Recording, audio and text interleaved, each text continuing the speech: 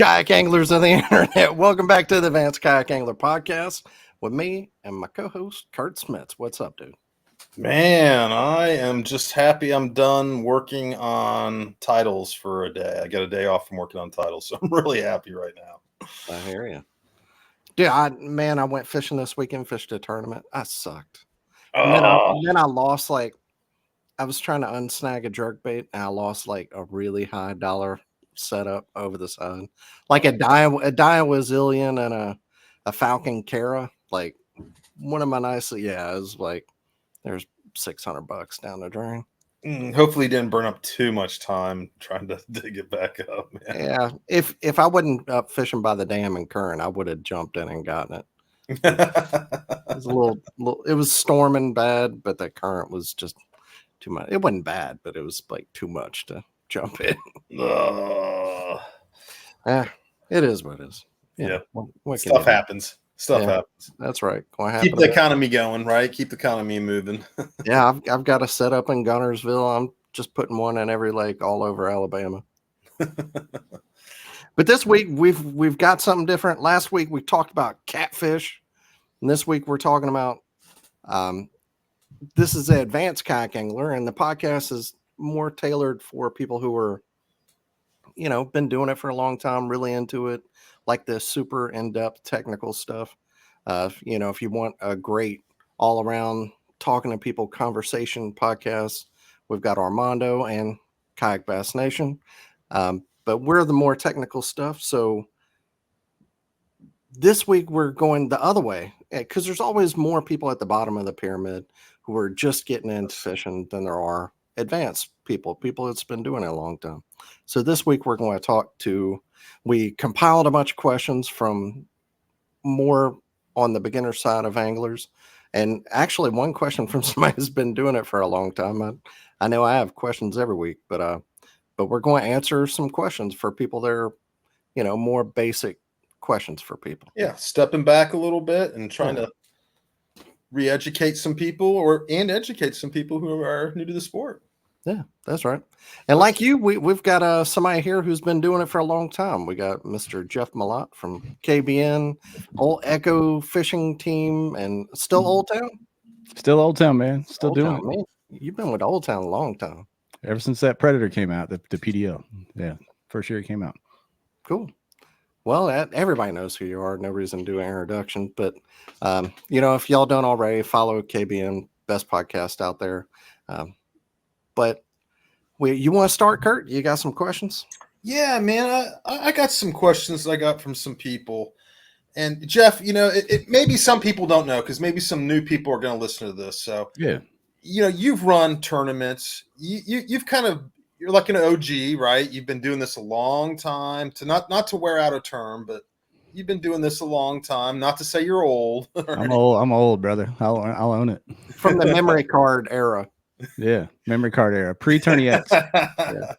So I think you have a lot of in-depth knowledge to help share with people, and you've been hit with a lot of beginner questions with running tournaments and KBN, right? You get hit with everything. I mean, I don't know. Get a lot of information what to say about that. You get hit with everything. Yeah. There. Yeah. But let's get your take on some of these questions. Sure. So one of the questions I've gotten asked a bunch, and that got mentioned to me to ask, was, which rod is the first rod to buy? And that's always like such a hard question for myself to answer. Yeah. I'd love to hear your take on it, and kind of. Yeah, I think Dan's take. We'll get yours. I'm going to answer this presuming you can use a bait caster. All right, I'm going to presume Which that. is important. Yeah, just a 7-foot medium heavy fast action rod of some sort. Kind of a do-it-all rod. That's what I would say. Yeah. I would have to agree exactly with what you're saying right there. I mean, that is my MO right from the start, man. Medium fast, medium heavy, fast action, bait casting rod. You can put a jig on there. You can put a spinner bait on there. You can put a swim jig on there. Yeah. And I don't even think brand matters as much. It's just getting something that's you can afford and Yeah, I don't know if you guys saw Blake Abbey went up to that BOS tournament on Cayuga last week and had to like buy some Walmart rods, and he just bought a line of Walmart rods. And intimidated by these prices either. Go get what you can get. Some straight up Walmart rods, man. And they sell like Falcon, like the lower end Bukus, Yeah. and they've got some like $100 rods and below. I mean, they've got some stuff that you could use for a long time for sure, if not forever, and then use them for your creek rods later. Yeah, so man. don't be afraid to buy. It doesn't have to be something super high dollar. It can be something cheaper, and then find a place for it later down the road. And like you said, a 7 foot, 7 foot to 7'3" medium heavy. You can use them forever. So it's, it's not something like, oh, I bought this and I can't use it later. It's going to be good. Yeah. Don't buy a specialty rod like a 6.6 with a pistol grip to skip docks. Don't do that. The wrist breaker. Don't do that. Definitely don't do that. And I like what you guys are saying too about coming back though, from what I heard. Yeah. Yeah. Please no. Please no. My father-in-law, that's all he threw, man. Whenever he was still alive, he'd throw a black lizard with a chartreuse tail on 15-pound mono on a light wire worm hook and just beat me every time we went fishing. Yeah, I don't know. Sorry. And I like what you guys are saying too about it being like, you don't feel the pressure to buy like a really expensive rod. Because I feel like so much of kayak fishing is a little bit of a journey, man. You kind of have to figure out what you want and what your technique's going to be. So it's not always about going out and buying a $600 rod, a $400 reel, and thinking you got the best stuff. Sometimes it's about figuring out what the best stuff is going to be for yourself. Yeah. So any sport, dude, you can't buy a game. You got to figure out the game first. That's right. Man, that's a good saying. You can't buy the game, man. I like that. OG Jeff right there. Yeah, it's all those rods are good. And if you're on if you're on the spinning side, if you haven't learned to use a bait caster yet, probably just a medium, 7 foot, 7'1" medium. That'd be fine because you can use that later. Whenever you learn a bait caster, you can still use that later. Almost all my spinning rods are medium, so those are good. And that's one of the things I would probably tell someone who's just getting into it: learn how to use a bait caster. Yeah. Like spend the time, because it takes a while. I mean, I know it took me forever, like really, to not backlash one like ridiculously bad. It took me forever to learn. Yeah, man. My father-in-law taught me to use a bait caster, Kurt. Oh yeah. First time he took me to fish back when I first got married, 21 years old. He said, if you're gonna be in this family, you're gonna bass fish and play golf. I said, all right, man. So we rolled out to Lake Ouachita in Arkansas, and he swears it was the best bite ever. But all I did was backlash for 8 hours, and the fish were breaking everywhere, and everything was happening. But by God, we figured it out. Was it your first time using a bait caster? Yeah, like I grew up fishing, but I grew up on the river, like I was telling you earlier, fishing. But it was like I didn't bass; I was junk fishing, cat fishing, and doing all that kind of nonsense. Not really technically fishing with bait casters or anything. So yeah, that was the first time. My father-in-law was the same way. His tournament, like I grew up fishing saltwater, and then whenever I met my wife, he was like, well, if you want to date my daughter, his tournament partner had passed away, and he was like, you're going to have to learn how to bass fish so you can go out here with me. That's exactly what I meant into it. Yeah. Yep. Same thing with golf. Sent me a set of bed hogan blades and said, figure it out, boy. You're going to play golf. I like it. Well, I kind of had the same question with line. Like some of these things are just, it takes a while to figure it out. If you're just starting out, what line are you going to choose? Is there one that kind of you can start with, or one that, what would you tell somebody just getting into it? Man, I would say go get you a big spool of 15-pound red label, Seaguar red label fluorocarbon, and a big spool of 12 or 15-pound big game monofilament. You'll be good. Start. Cheap, good line. Straight mono, straight fluoro, just straight. Yeah, because if you're just learning, I don't think you want to be messing with braid and some of the tangles that can come with braid and the wind knots and different things. But that old big game, man, it's still good line. And red label, you can flip pitch with it, you can throw spinner baits with it, chatterbaits with it. It's fine. And pretty cheap. versatile line, man. That's Yeah, like very. super. Yeah.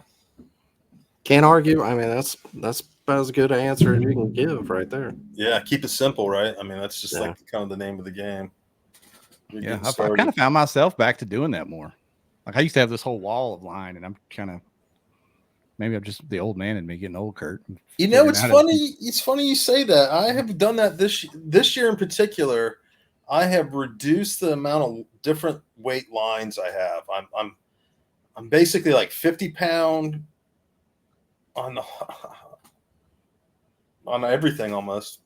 Yeah. And then I go to a leader, and the leader I'll change out, but it's almost always 17-pound fluoro.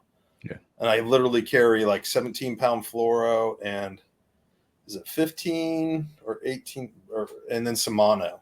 Yeah. To change out if I'm doing top water, I'll throw the mono on, you know. But it's funny you say that because I used to be like, oh, I gotta have 12 and I gotta have 15, I gotta have 17, and 2-pound differences. I mean, what that fall rate, man. You gotta yeah. I think I just changed my weight now for my fall weight, man. I just go lighter or heavier with it. I bought thousands and thousands of yards of 50-pound vicious braid from Gerald Swindle 10 years ago, and I'm still using it. Like, that's the only braid that I use. I use it for backing reels, for all kind. Dude, I'm still using that vicious braid. It's good. I don't know if it's been good stuff in the last 10 years. Maybe they changed it, but that OG 10-pound vicious is really good. Can't beat it, man. Yeah, that's right. So now here's a good one, and we're all tournament anglers, right? And I feel like we've all been doing it for a little while, so we understand some of those unwritten rules in tournament angling. And there's definitely some unwritten stuff that might fall under sportsmanship or whatever. But what are some of those unwritten rules? And like one of them that comes to my mind is like that I get asked and was brought up is like, how close can you be to get to someone? Like if you both found the spot and someone beats you to the spot, how close can you get before it's rude or frowned upon? And I think that's like a legitimate question.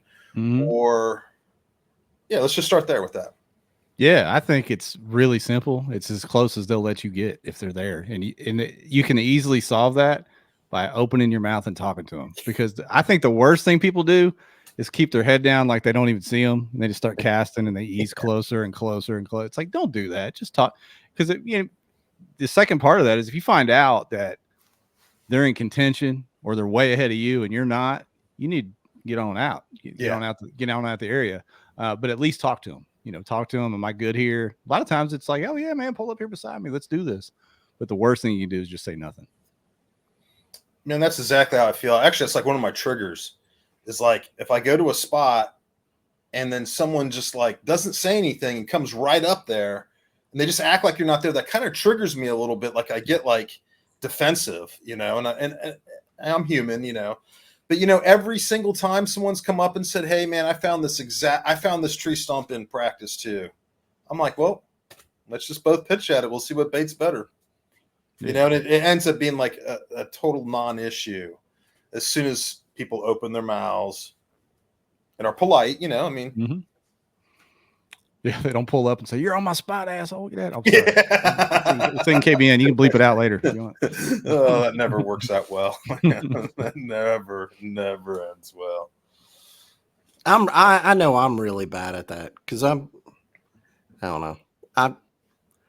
I hate fishing around other people. So whenever somebody else is in my area, like not my area, but the area I'm fishing, I usually leave because if they catch a fish and I don't, it's real good at spinning me out really quick. So I usually have to leave and just give it up, Yeah, that is a skill that I've had to learn to this day still because I'm the same way, Dan. I don't like people being around, and you can do that to your own downfall. Like the fish are there and you leave, it can really mess, it can mess you up. But I've done it. I do it all the time because I don't want to be around people and stuff.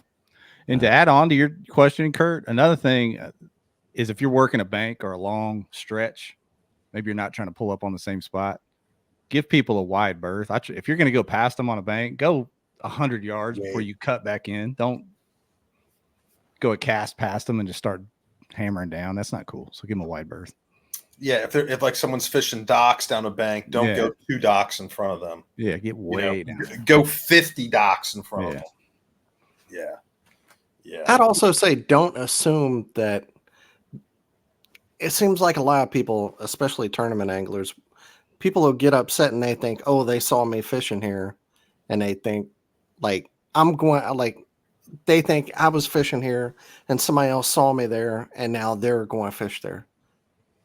Maybe they practice there too and you didn't see them, or like it's not you have no ownership over anything on the water. And no matter how good you are, people aren't just following you around because you got a couple of stickers on your kayak either, you know? Yep. I'm not saying that doesn't happen, but I'm saying most of the time that's not what's happening. It's just all about being polite and courteous to everyone, man. I mean, the old adage is treat people like you would want to be treated. It's just that simple, I feel like. But I know how it gets, especially when you're new to kayak fishing and you're there for your first tournament. And maybe it's a big one. Maybe you're throwing down for a Hobie. That's a lot of money. That's a lot of dedication, man.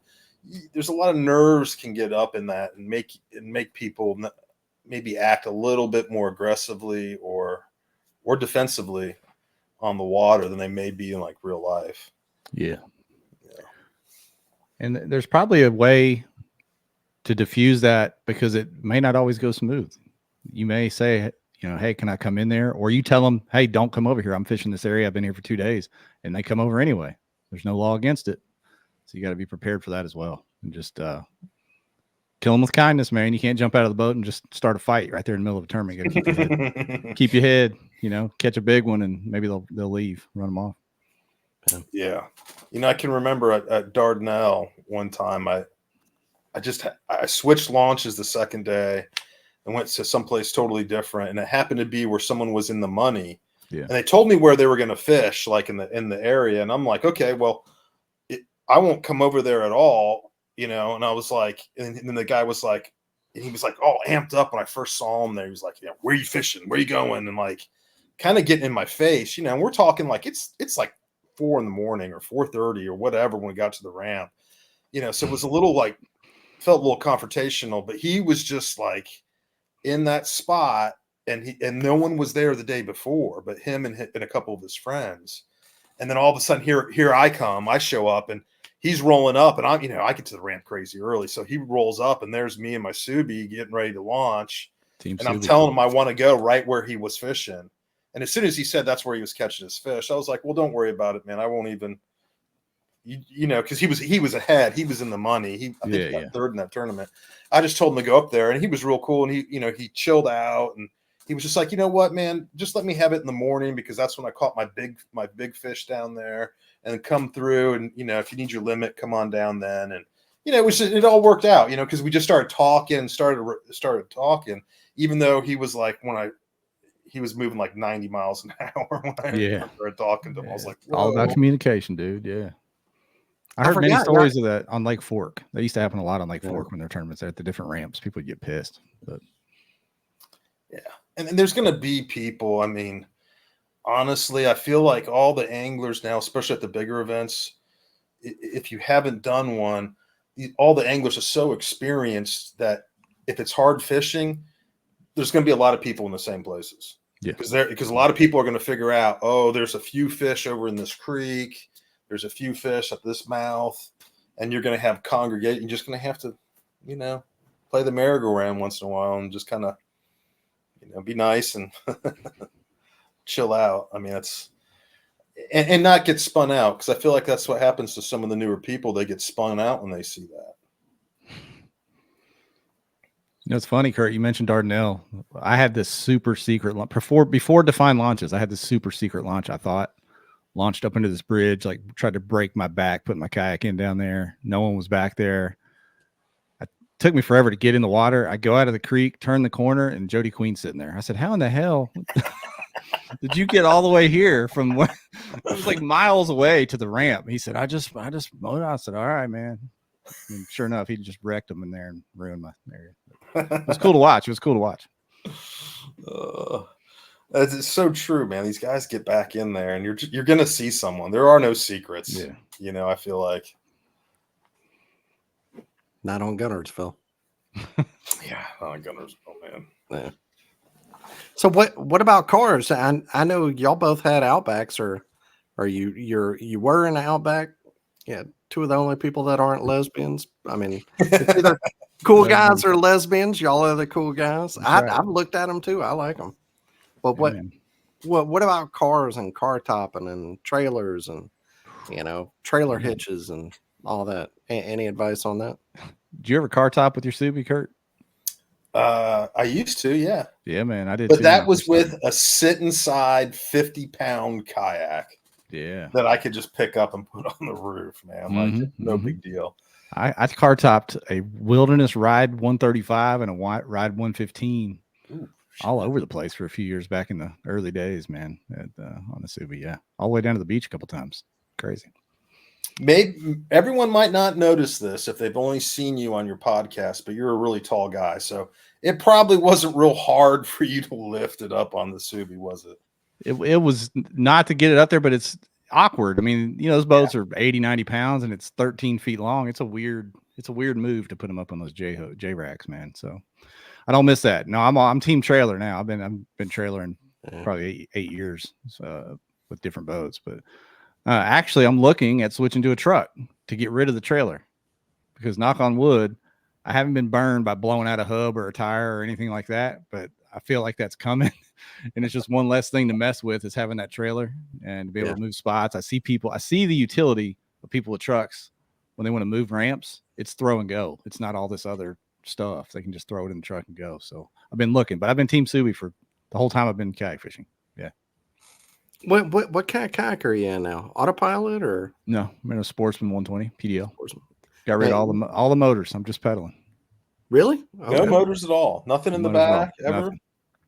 Wow. I've been on a mission to get back in shape, and that was part of it. Was if I'm going to fish, I'm going to be exercising. It really hadn't worked out for the fishing part, but I am exercising. I am exercising a little bit. So Gunnersville, holy smokes. I hit every blade of grass in there with that damn prop. I didn't know where to go. I'm not familiar with Gunnersville. I just went across this giant bay that looked like, oh yeah, this will be fine. And it was, 2 feet deep of thick grass for hundreds of yards. So 120 is a great kayak. I had one. I really enjoyed it. Oh yeah, love it. Great platform. I took it down a river, 16-mile float trip a couple weeks ago. Took the drive out, paddled it down the river 16 miles and pretty high flow and did just fine. It's great. Yeah, you have the plate for it? No, I just went wide open, hole wide open. I like it. Yeah. I've only had trucks, but I think I've used my wife, her 4Runner a couple times, but I have it like y'all. I have a trailer now too. But I remember whenever I had a Titan 12 and I had the Boondocks landing gear, that was probably my favorite. Like, if I wouldn't want to just have a truck with no trailer if I didn't have that, but with a landing gear, that was my favorite setup. No trailer, simple. Those wheels are really easy. They don't get in the way. It's easy to do, easy to load up. That's a nice setup. It's tough to do on a pro angler though, because you have to. Yeah, it's a deal where you have to put the plate underneath it. On the Boondocks, you just on a Titan, I mean, you just screw it in, you're good to go in 5 minutes. But yeah, I'd like to go back to Boondocks. That would be nice. Yeah. I mean, I think it's like almost like kayak dependent, like on which way you go. Like, there's no way I want to pick up my kayak anymore. Yeah. It's just weighs too much. I don't want to throw it in the back of a pickup truck. I am like, when we're talking my pro angler, I got a few kayaks, but when we're talking my pro angler that I bring to the tournaments, unless it's like a river tournament, that thing is like boat ramp only. It's boat ramp queen. I have to be able to pretty much back in, man. I hurt my back at the TOC one year, and man, it screwed up my second day so bad. I was actually mad about it, and I hurt my back because it was a trailer, but it wasn't one you could back in and load off. I had to like put my kayak on top of it. Hmm. And man, I was so mad about that. I sold that damn trailer as soon as I got back and bought a totally different trailer. Now I just back it in and launch it like a boat. And It's you know, funny. and it's kind of funny because like we were talking like before, and I started out in a 50-pound kayak that I could throw on top of my car. And now I dare say I probably have my pro angler overweighted.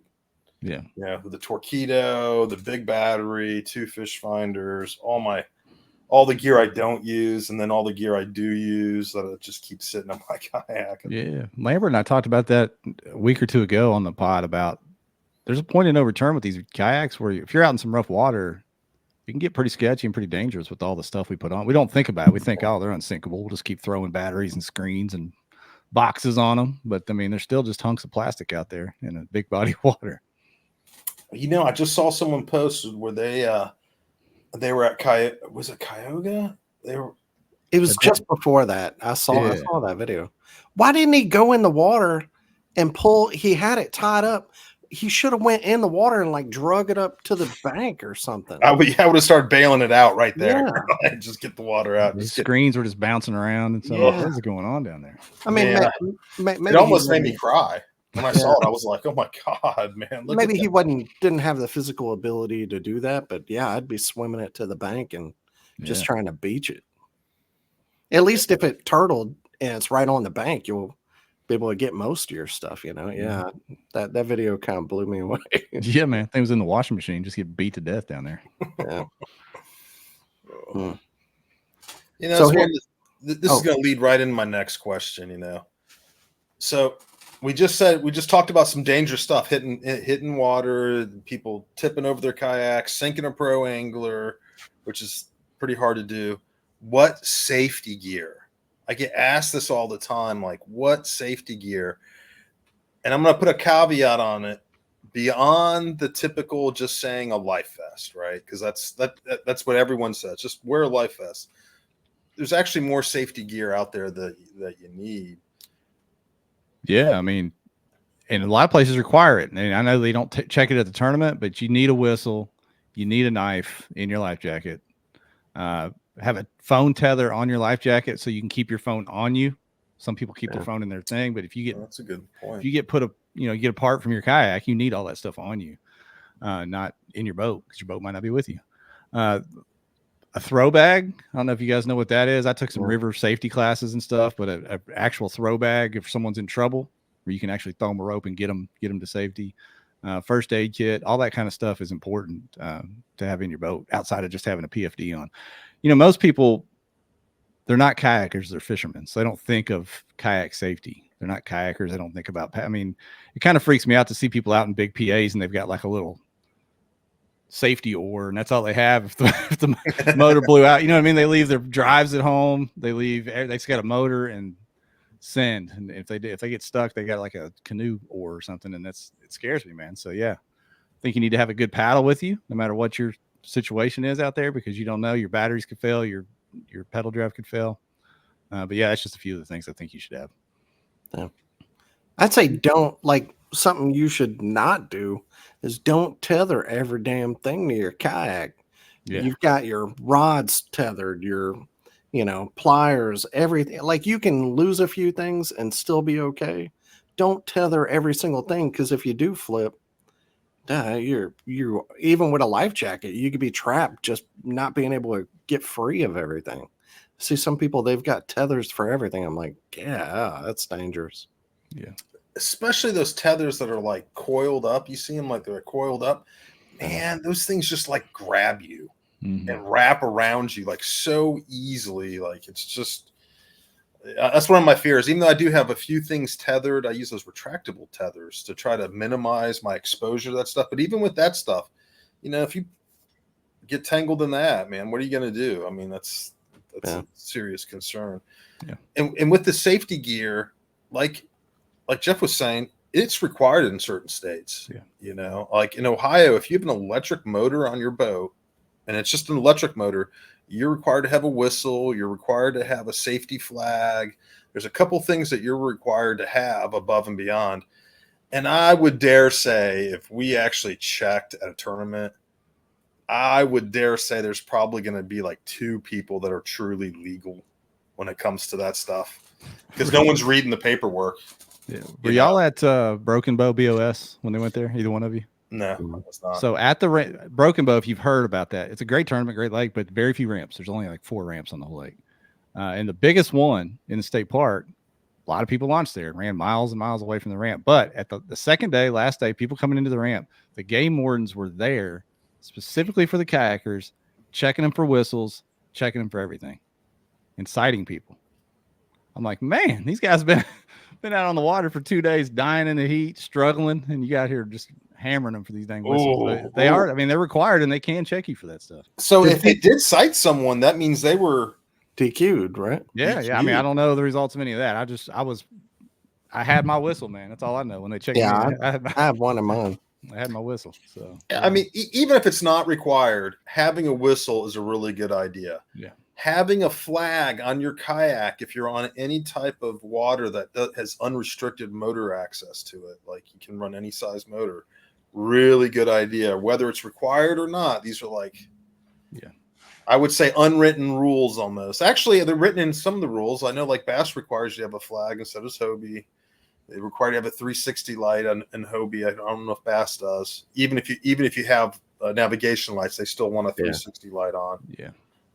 How do y'all think about the people running the stern lights with the green and red on their kayaks? I don't think that's very smart. I've seen conflicting reports about that because those are usually reserved for big boats. Y'all may have them, I don't know, but I've seen other people say they're going to assume you're a big boat and you can yield and you're not going that fast. What do y'all think about that? So that's a really good question, man. And I get exactly what you're saying, that you may not be able to move as fast as what some other boat that may be bigger thinks that you can, because they think you're a full-fledged motorboat. I hadn't actually given that much thought. That's because, in Ohio, we're required to have them. Green red on stern? If you have a motor on your kayak, any motor, whether it's a trolling motor in the front or one at the stern in the back, you're required to have red and green running lights. I think we do here in Alabama too, and that's why I've been running them. Yeah. I thought whenever you have a motor, you had to have it. Yeah, they don't require it here. They require lights, but not those. But people put them on, and we've seen some. I think a Coast Guard guy commented on it and was like, "Well," talked about some of the safety concerns. So I don't know. Maybe I'm. I actually would like that to change because just what you said. I would like to be identified that I can't go faster than 5 miles an hour. Right. That would be good. Like if it was purple lights, right, or whatever. Yeah. Yeah, maybe on the pod when you guys upload it, somebody will say you're crazy, Jeff. Everybody's supposed to have them, but here in Arkansas, I've seen conflicting stories from people in charge, from officials talking about it. So it makes logical sense. That you're always, the boats are supposed to give right away to the slower vessel, but at night, how do you know? They don't know who's slower. So light's a light. Yeah.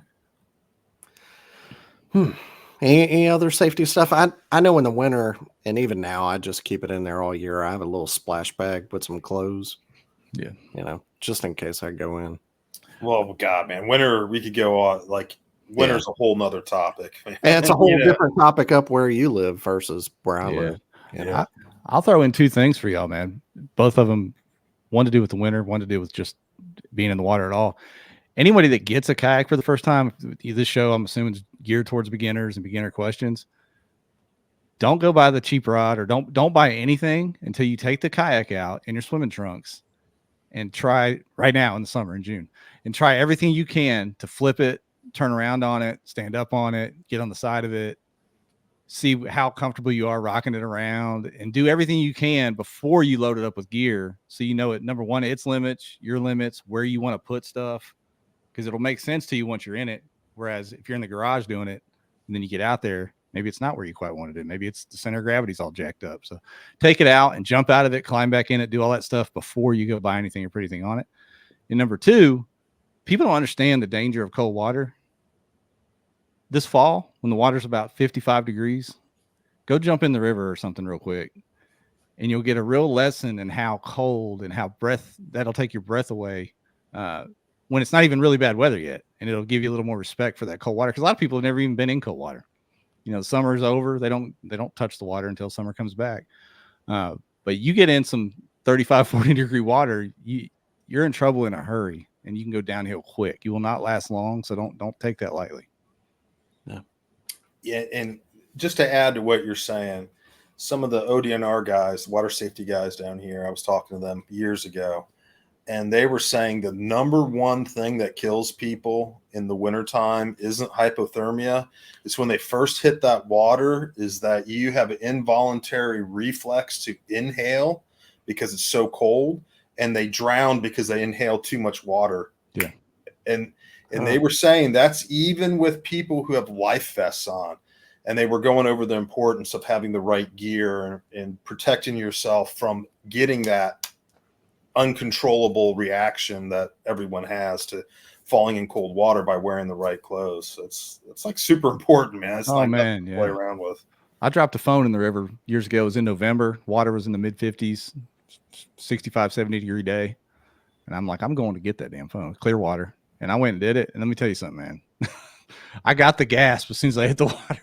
And that was when it was sunny out and the water was in the 50s. So, you know, cold winter days, it's no joke. Be prepared. And your hand dexterity, you may not even be able to grab something. You know, if you get cold enough, you're not even going to be able to grab stuff. And water's going to it's a brutal weapon. Yeah, man. Current, we can talk about. I mean, there's all kinds of things we can talk about, but water's no joke. We're out there fishing. We think we're fishing. It's all about fishing tournaments. We love it, but water's not to be messed with when it's dangerous conditions. I tell people in the wintertime, man, that they're like, you seem so comfortable with going out in the cold water and doing this and that. I'm like, no, honestly, when I'm out there in the wintertime, I'm definitely afraid of the water. Yeah. Like, I don't stand up in my kayak ever for any reason. I don't kneel in my kayak. I'm like very, very aware of where I am, what I'm doing, how much the current's going, because that cold water is a killer. And you can't fight it. That's why I go to the power plant lake here in the wintertime. Water 70. I'm good. 70, like all winter long? Oh, it'll get up in the mid 70s. Oh my God. Yeah, I usually go over there after New Year's. We catch them on top water. On New Year's, you're catching them on top water. Yeah. That's awesome. We used to have a power plant or two, but Obama shut those all down. Oh, yeah. Oh, there's none left. Damn it. We won't get into politics. My bad. I didn't mean to say it quite like that. No. I love arguing politics. Let's go. Yeah, I do. Dude, I try not to on Facebook. You know, you're not going to change anybody's mind. Yeah. I had somebody ask about clasp or snaps. He said it was something like, I use snaps for everything because whenever I use them in the pool, I don't see a difference in how the bait moves. And instead of retying, why doesn't everybody just use snaps? What do y'all think about that? I use them on the ones that are specific, the Norman ones. What are those things called? Norman Speed clips. Yeah. Speed clips. Yeah, I use those on my crankbaits. I do use those on crankbaits. But even then, I won't use those. It kind of depends where you're fishing. I live in the Ozarks. It's all rocks, gravel, whatever. If you're fishing around a bunch of slime and moss and stuff, I think those clips can add to getting a bunch of junk on your bait. Just one more thing to get that slime and grass on. But yeah, I mean, I don't know who listens to BTL, but Frank Scalish, he goes clip to O-ring. He's one of the best crankbait guys out there. So I think it's whatever you're comfortable with, but it's kind of situational to me. It's funny because I feel like a lot of the crankbait guys, they use those speed clips. Yeah. It's like a surprising amount of them use those speed clips. Yeah, you change colors so fast, you know. Yeah. I use them too, just so I can swap them out. Yeah. But I've tried them on a jerkbait, and over time, just they open up on a jerkbait. They don't open up on a regular crank. I've never lost one with a crankbait, knock on wood, but jerkbait, something about the way you move it. It eventually, I've lost a couple of visions doing it, and I'm like, well, I'm not going to do that anymore. I like them for top water, okay, because I usually don't go through, people tie the loop knots so you get a little bit of slack. I don't do that. On top waters, I usually do have a snap because I change things out, but nothing else, just cranks and top water. Use any, Kurt? Man, no, not at all. I've had a couple bad experiences, not with the speed clips, but with something that was similar. I can't even remember the name of it. And no, I respect that. just straight. Lined O-ring. I like it. Yeah. Yeah. I mean, I'll do loop knots. I'll change my lock knots depending on what I'm doing. Like you were saying, for like top water, I'd like to do a loop knot, jerk bait. Sometimes I like to do a loop knot for that stuff. Oh, really? Yeah, because when you look at the action of the jerk bait, it's like having that clip on there that adds a little bit of extra movement that it's able to do, right? Yeah. And by having a little loop on there, I'd like to do it on the mega bass ones in particular. I feel like it adds extra action. Like they'll turn like more than sideways. Like they'll like turn around and almost do like these like 360 weird movements that you can really get them snapping going. Kurt giving the juice. R.I.P. my jerkbait setup in the Coosa River. So here's like what I consider like one of the big ones. And I didn't realize how many people suffer from it until I asked online about it. And I got some private messages that some people went in some detail about questioning on this. And that was their gear organization. And, this is one of those things I feel like it's like going to be really personal. Like, I don't think there's like a blatant statement besides get some type of box for the back. Even if it's a milk crate, just get something for the back to hold some stuff in. And you'll just figure it out from there. Because, man, when I talk to people and I look at everyone's different setup, everyone is organized so different from each other. Like how I organize, I don't see anyone organizing like I do. And I don't see anyone organizing like Ron Champion or I mean, just go down the list. I mean, how do you feel about that, Jeff? Yeah, it's funny, man. You can see some of the best anglers out there roll up with the dirtiest kayak in a Walmart sack full of baits and wreck shop. And then some of the other best anglers out there, everything is meticulous and in its place and super organized. So I don't know how much that plays into how well you perform, but I think it's like you said, it's very personal to how you set that up.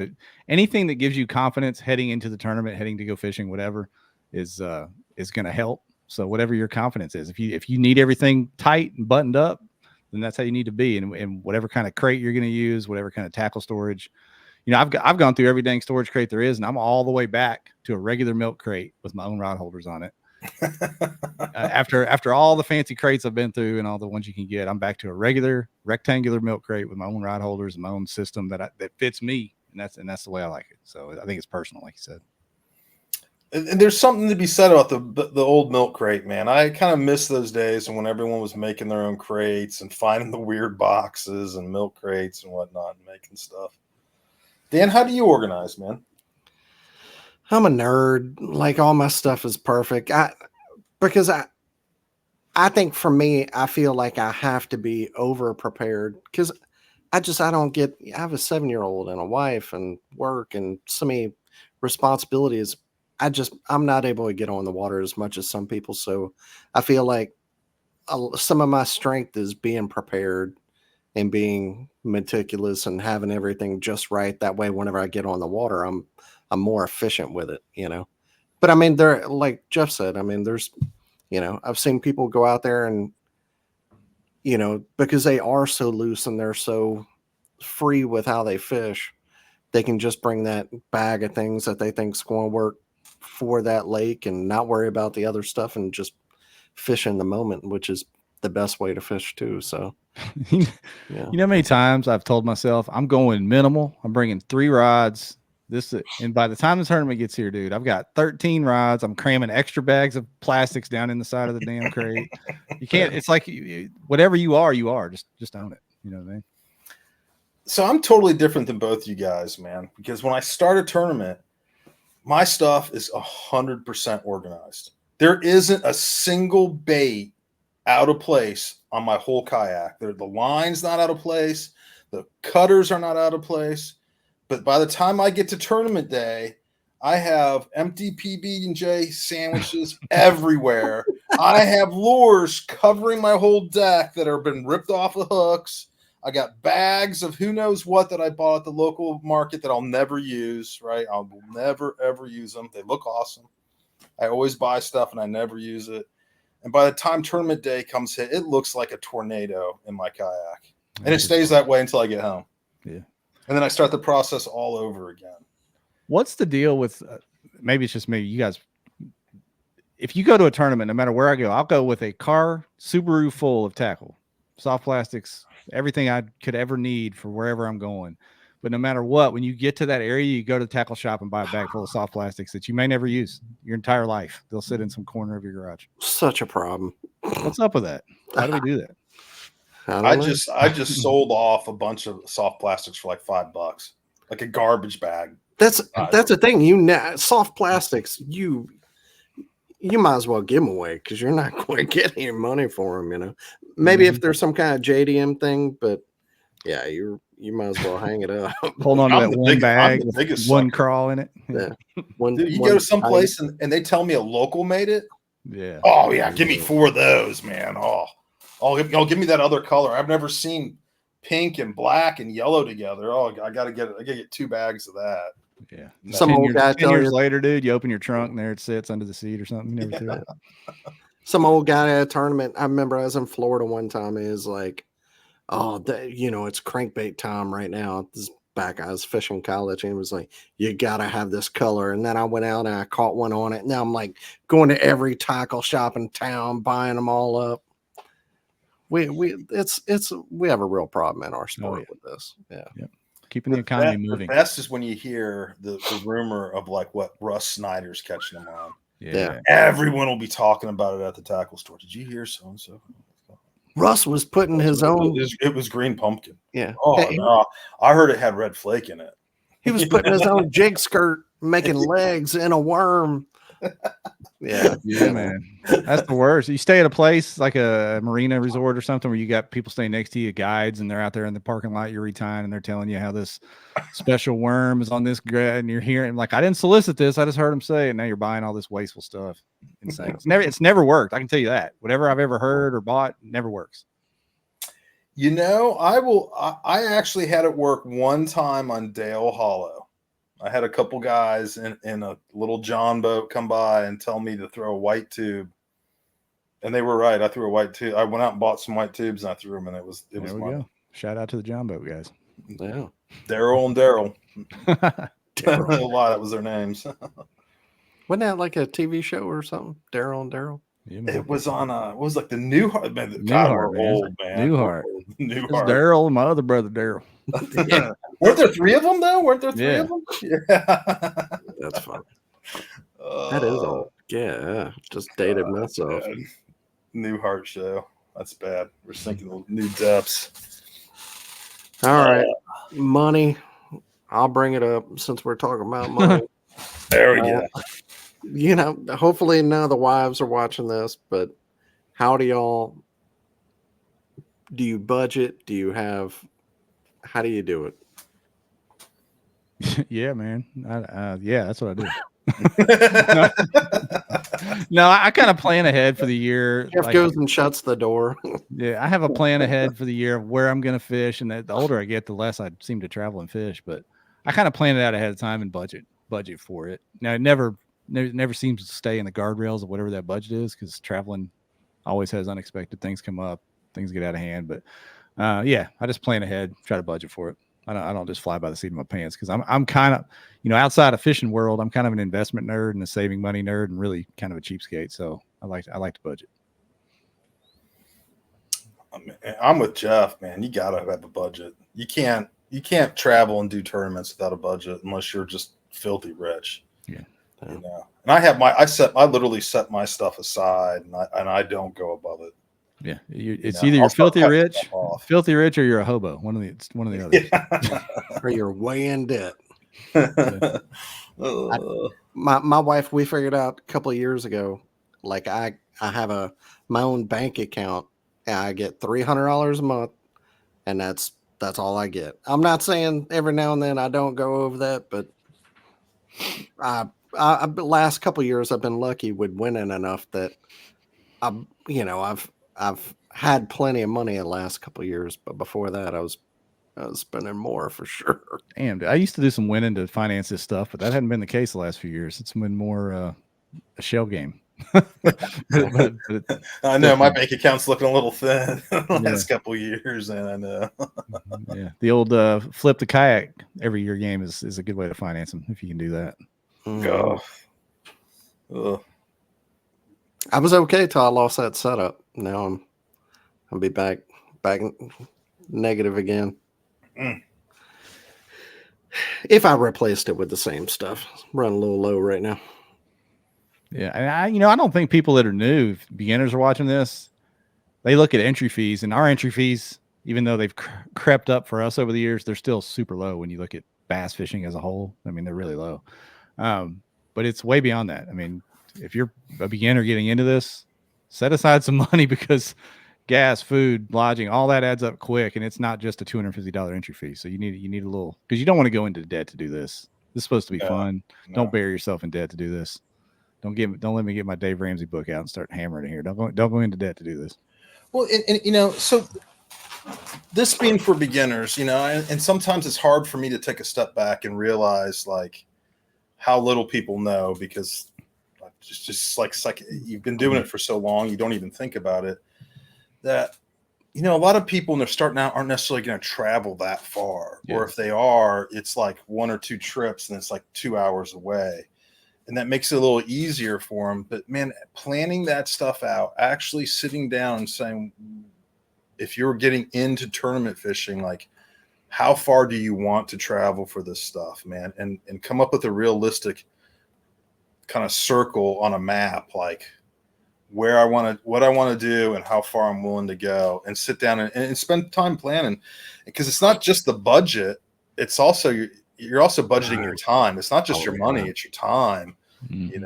and that's like for me at times, that's the harder part is the budgeting my time versus my money. And because I have, I'm juggling a couple things in life, like we all are, right? Some of us are fathers, some of us have businesses, some of us businesses and their fathers. I mean, there's a lot of things to juggle. So sitting down and getting some realistic expectations of what you can do in a year. If you're sitting down and you're like, this is my first year of tournament fishing and I want to run 2 trails, and sit down and start looking at a map and start gauging it out, like how much time it's going to take to get to these places. Because you're going to find out like it takes a lot more than just driving 4 hours to get to a tournament. There's a lot more into it.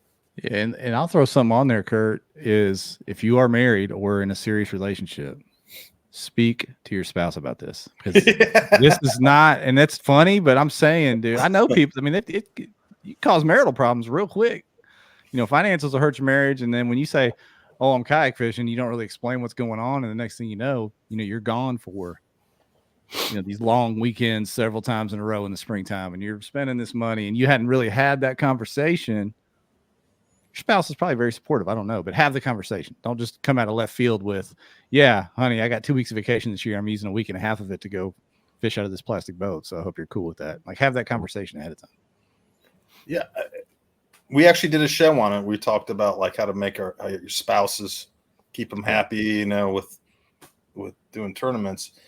But you're so right, because it's really a team effort. Like if you have a significant other, a wife, a fiance, a city girlfriend, it becomes a burden for them too. Yeah. Because you're going to be gone on weekends. You're going to be gone on prime weekends, man. Yep.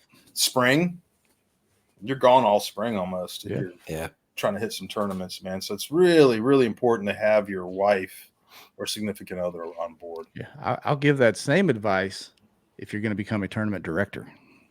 Yeah.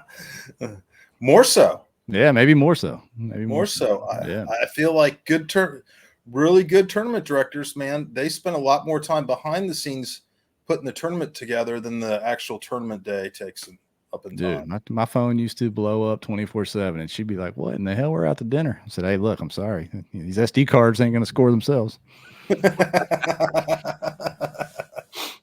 It's funny. Like before the season, every year I'll tell my wife, I'll give her a big schedule, and like I put on a spreadsheet and I've got all these hopes and dreams. I'm going to go fish this and this and this. And then, we set it. She's like, nah, that's like a birthday. Can't do it. And then it gets whittled down to this list and, you got what you got, I mean, it's different places for different times of life for people. Some people are out on the road and they're young and they're able to do it. And some people do it at, after their career. But, a lot of people in the middle, you just, Just ride it it is out. what it is. We Yeah. can't all be Marty Hughes, retired and killing it at every tournament. We can't be like, someday we'll be like that. That dude just throws a Nico. Just throw a Nico. Oh, man, I love Marty, man. He's a great dude and great angler. So good for him out there retired. That's right. All right. Let me see. I know I got another one here. Another one. I think I got all mine answered. Oh, yeah. This is a big one. How do you Josh McNaughty said, how do you find the best fishing spots on a lake or a river? Easy question. Easy. Yeah. Oh, yeah. Pretty easy, man. You just look at Tourney X, see where the leader was fishing, then you just go. No, I'm just kidding. That's for the tournament directors, man. Yeah, don't do that. You know what? To be honest with you, these days it's a lot easier than it used to be. There's so much information available on the internet. I mean, especially if you're going to one of these large tournaments, it's almost guaranteed you can go on YouTube, and find 100 tournament replays from La Crosse or Toledo Bend or whatever. And even if you can't find that spot, you can get an idea of what you're looking for. And then you put that with the unbelievable free mapping and the things we have online that we can use. It's plenty of ways to research and find spots. You can even go old school form if you want to go back that far, but because those are still out there. Those old posts from like 2005 and 2010, 2011, those forum posts are still out there on the internet too. So you can do a lot of research, sitting at your desk. There's a lot of like navionics.com. You can use their chart viewer. That's free. Google Maps, obviously, everybody uses that.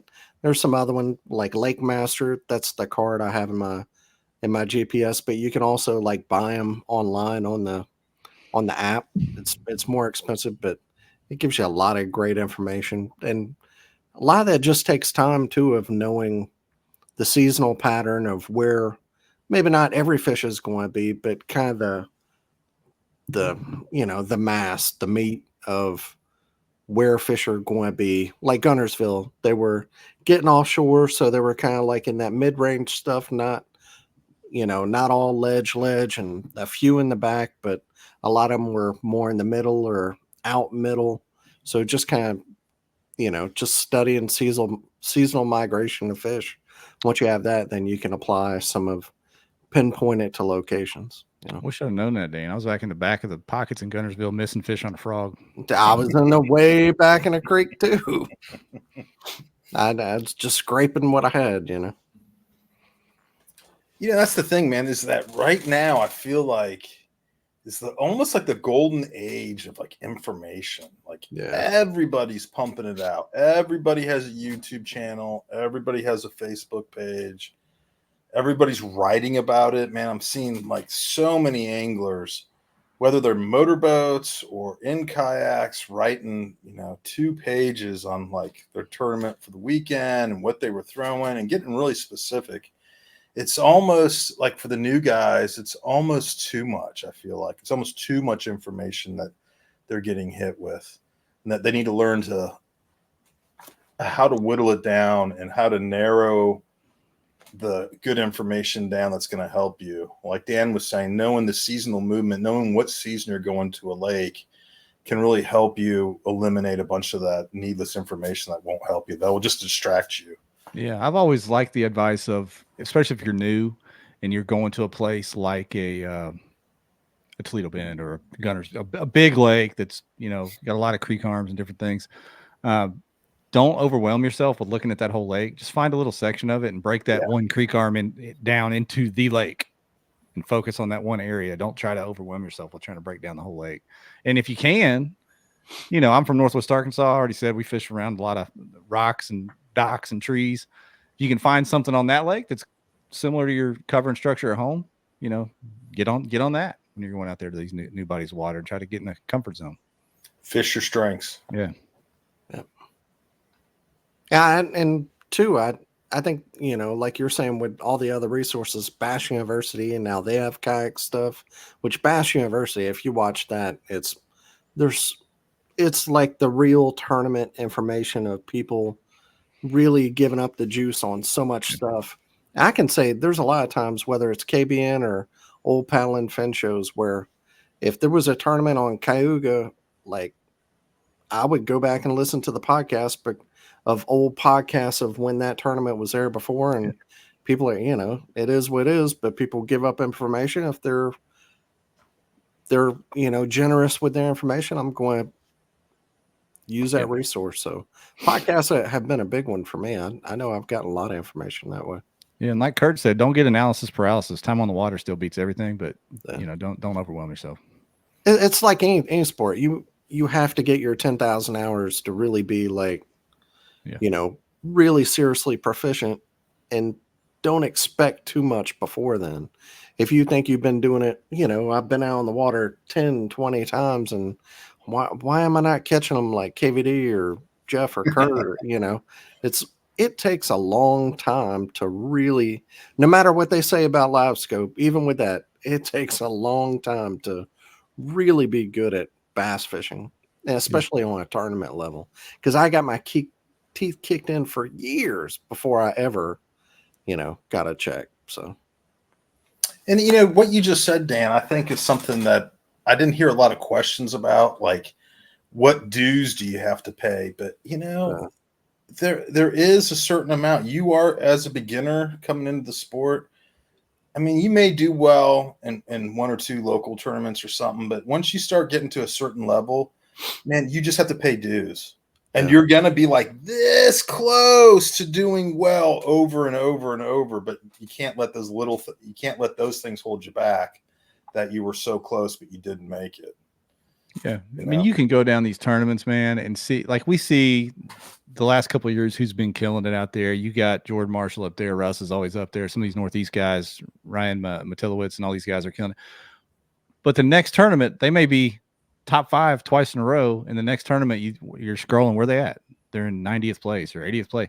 So it's just like baseball. Nobody bats 1,000. You're going to take a lot of L's. It's just the way it is. And you just got to keep on plodding ahead.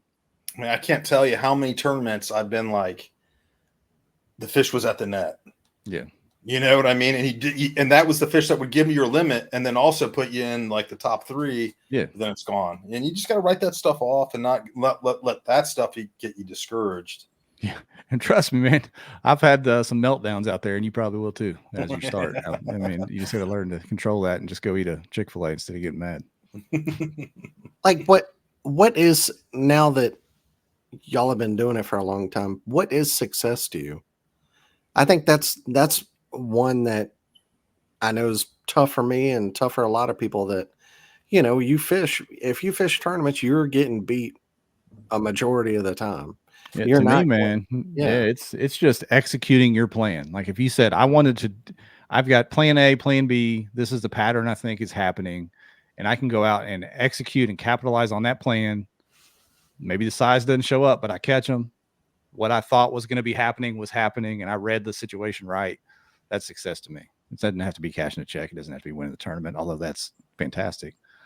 Just kind of being right, because a lot of times you're wrong. You're wrong. So when you plan it out and you kind of not guess right, but your instincts are on point, that's success to me.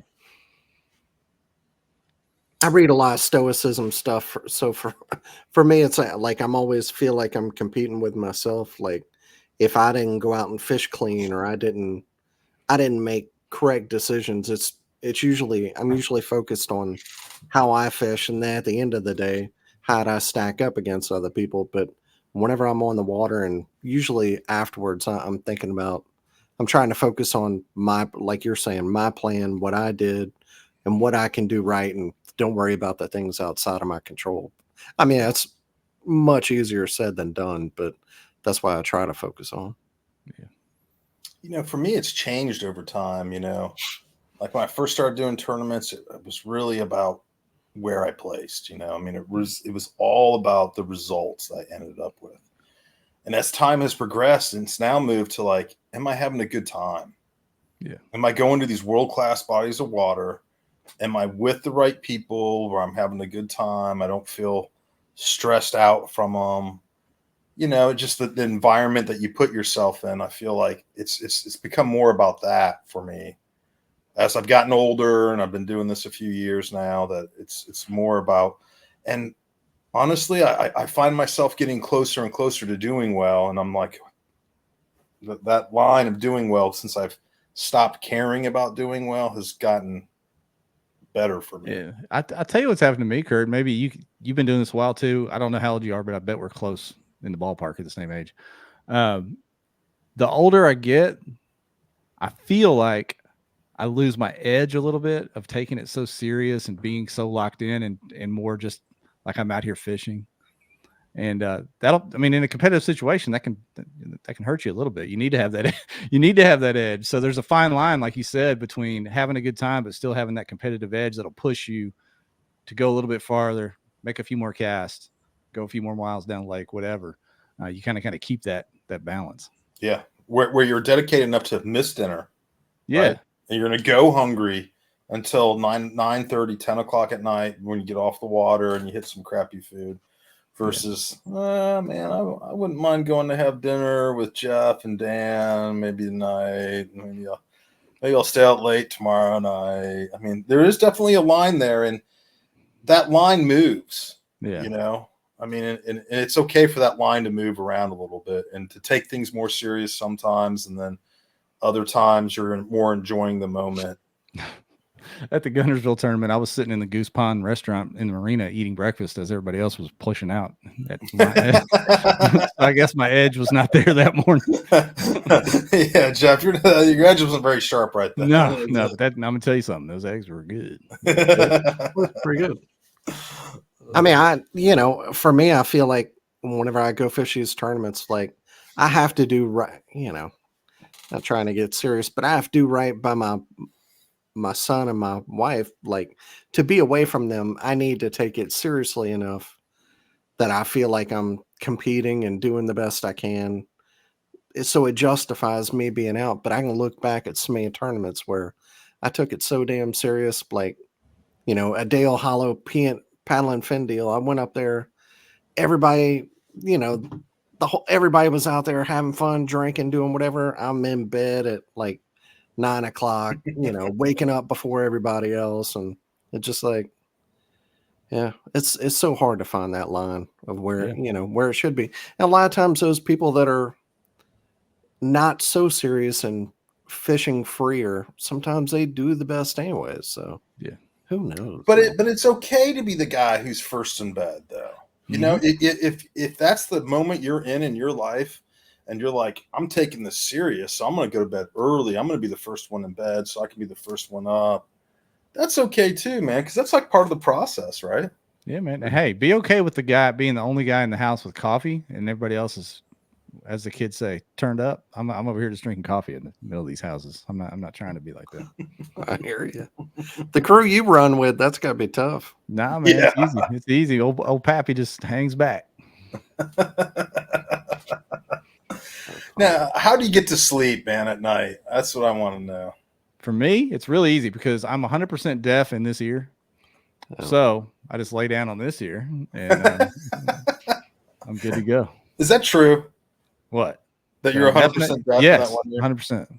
What is that, your right ear? Yeah, my right ear. Do you still have tinnitus in it? Oh, man, yeah.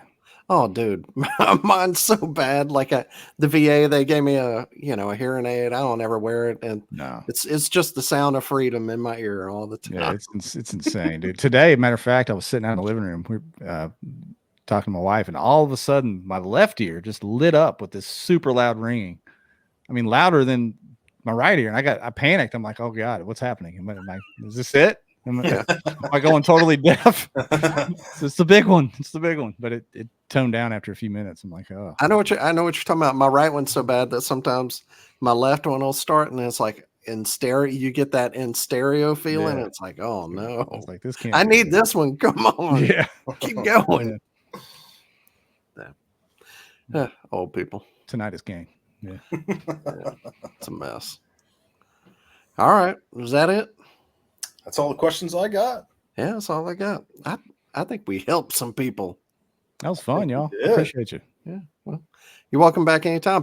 Tell people where they can find you, the whole deal. Anybody you want to shout out, all that good stuff. Oh man, I'll shout out Eco Fishing. I appreciate them. They partner with the podcast, and then I help them out as one of their ambassadors too. But and I've been with Old Town since 2016, since that Predator came out. Appreciate them and all they do for the sport. I think Old Town makes a solid boat, but I think they do an unbelievable job with the exposure.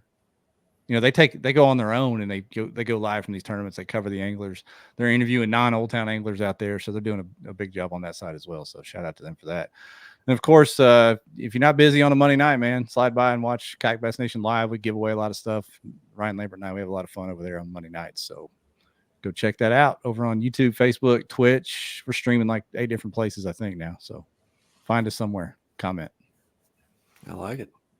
Well, congrats on success of the show. The podcast's been going for so long, and to be a podcaster and to do it that long, the grind of it, it's really commendable. Y'all been doing it that long, and I know how tough it is to do it for a long time. So really, it's a part-time job sometimes. If you guys want some comedy, some real comedy, go to our YouTube channel and go back and watch the very first one. No, it is so bad. Yeah, it is so bad. I've got some accent that I think it was nerves. I don't know, but it is so bad. So yeah, go watch that. That's funny. Y'all have it. That's great. Y'all have it recorded though. Yeah. It was like we were using OBS and Skype and all this stuff. I mean, it was crazy. It's bad. It was called KBN After Hours. Then had like a smooth jazz intro. It was wild. All right, smooth jazz. I like it. All right. Well, we appreciate y'all. We appreciate everybody listening. Hopefully, y'all got something out of this, and we'll see y'all again next week. Later. Thanks, everyone.